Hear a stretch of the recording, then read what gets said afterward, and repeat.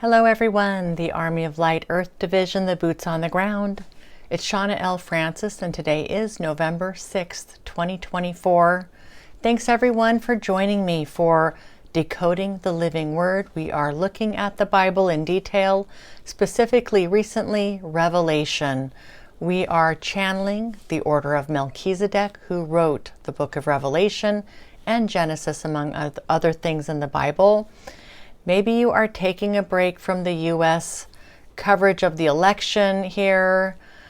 I hope everybody's doing all right. Remember, team, that there's a much bigger picture happening, a much bigger program at play. Please be in your center, calm, at peace, and in acceptance no matter what happens. Remember that you are here to bring the light. You are here to be an example for others, a beacon. Unconditional love, acceptance, peace, joy, harmony, all those good things.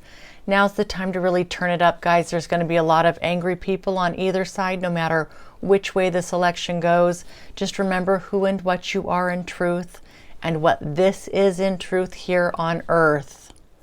You as a light worker in this very dense, chaotic, special place, it's time to make sure that we are holding our torches very, very high for all those who are going to be having a hard time with this election cycle, as they do with every election cycle.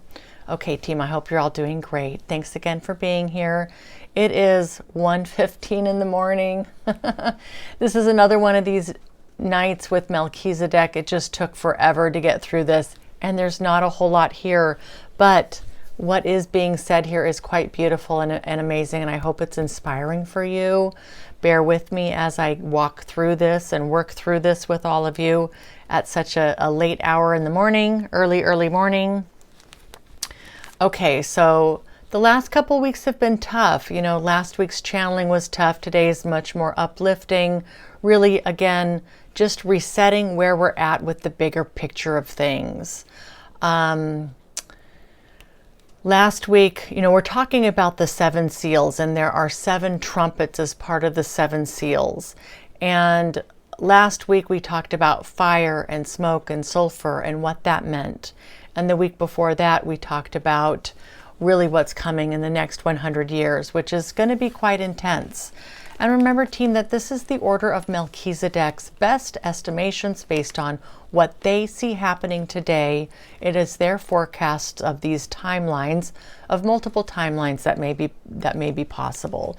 And they're calling these probable timelines. Otherwise, they would never be bringing this information forward. So this is really their best estimation of where things are going.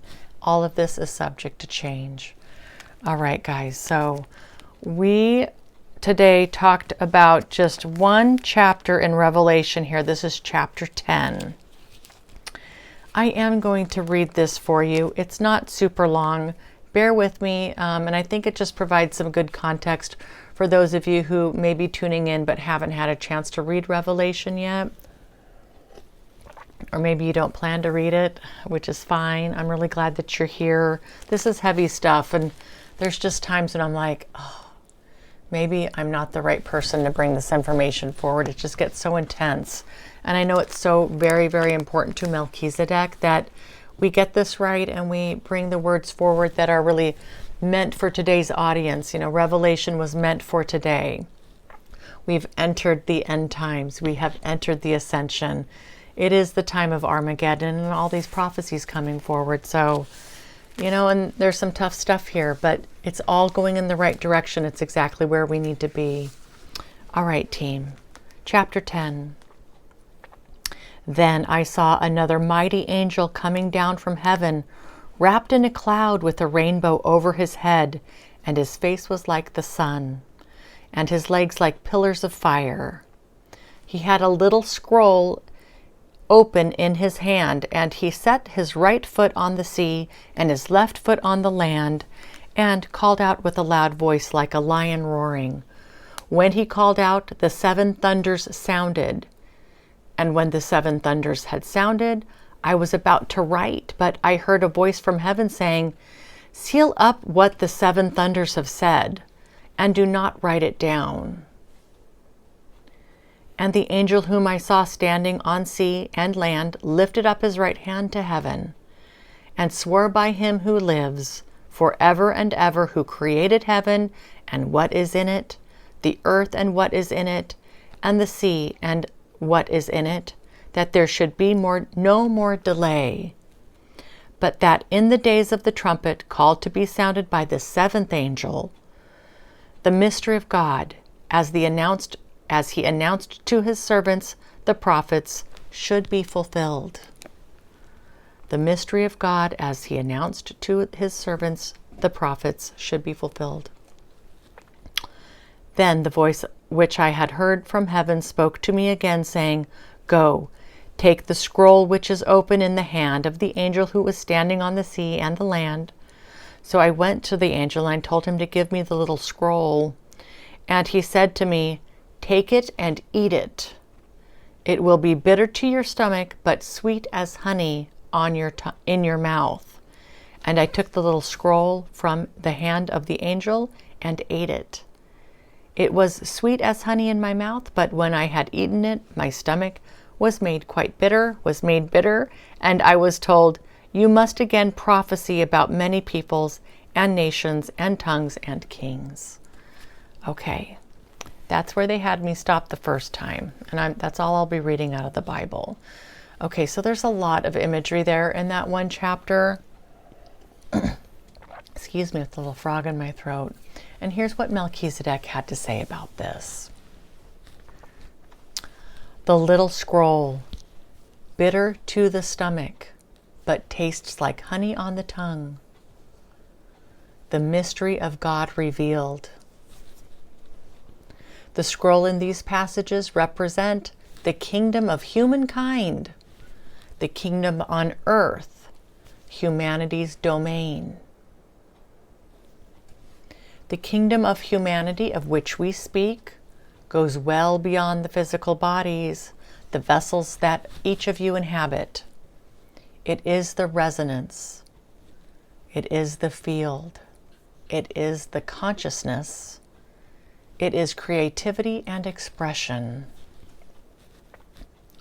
You as humanity have a tone, a unique signature in the cosmos. It is specific to you, your species, your plane of existence.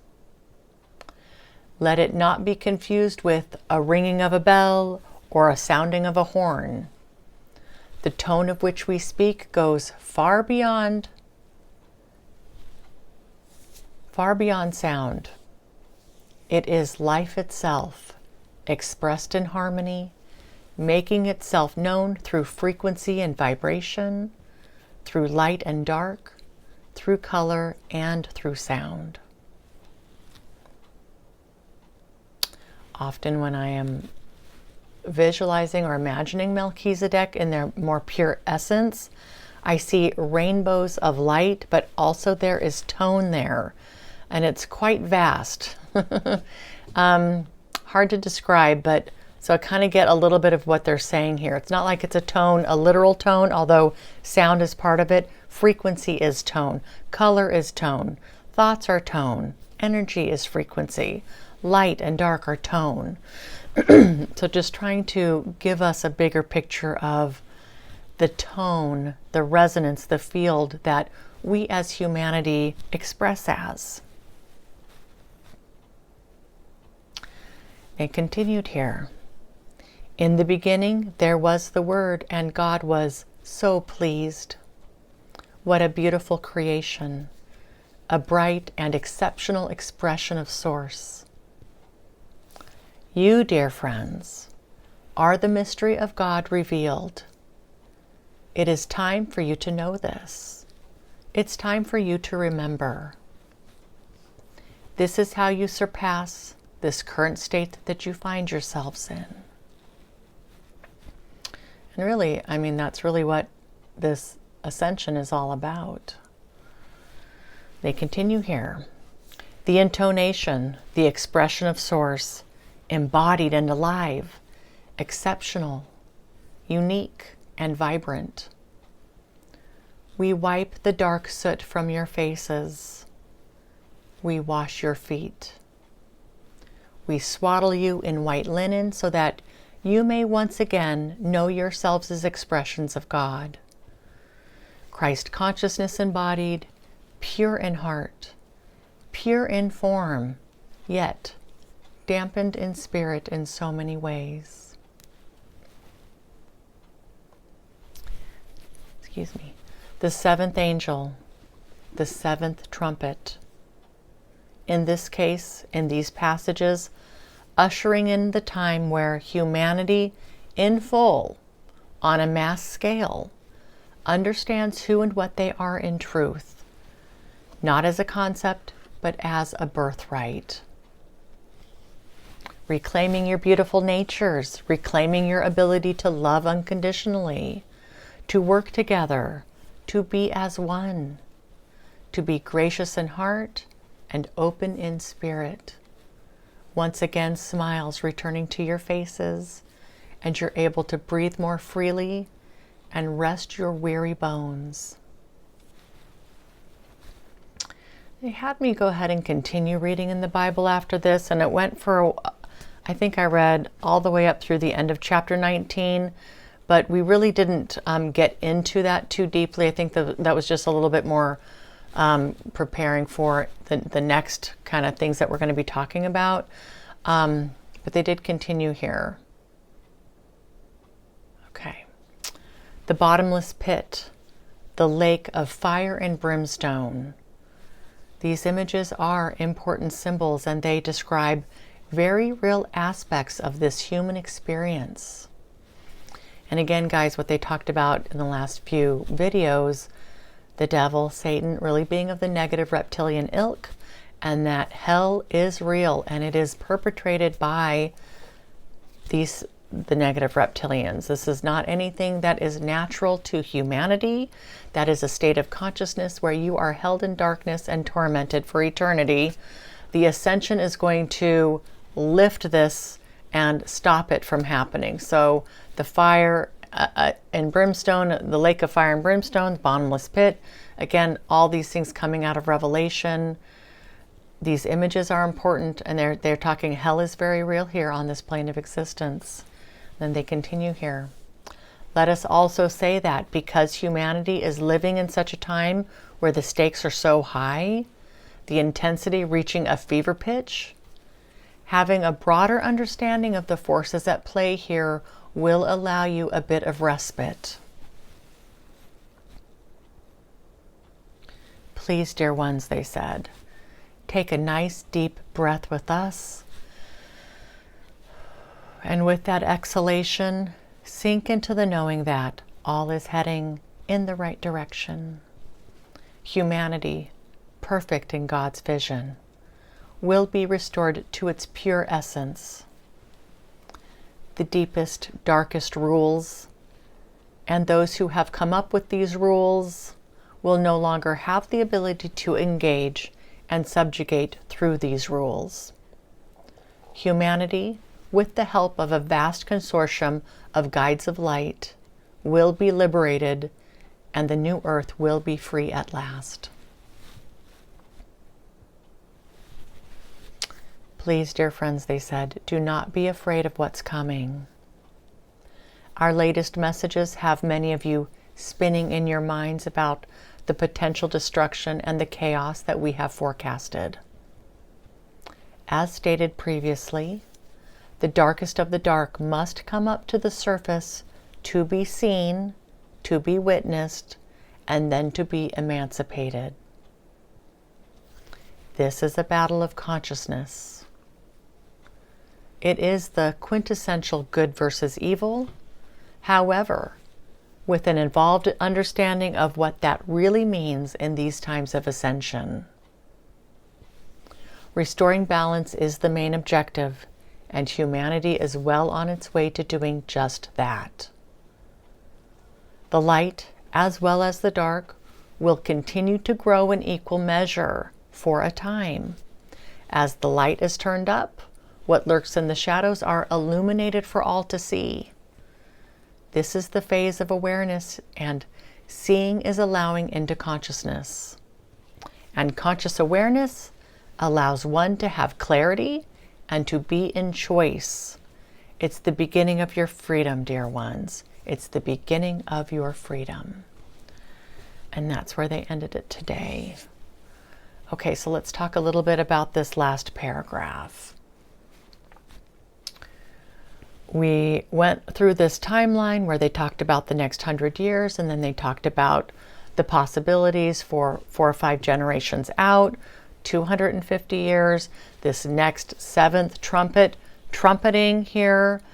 We haven't gotten quite to the point where that trumpet is sounded. It's coming in the next chapter or 2 here in Revelation.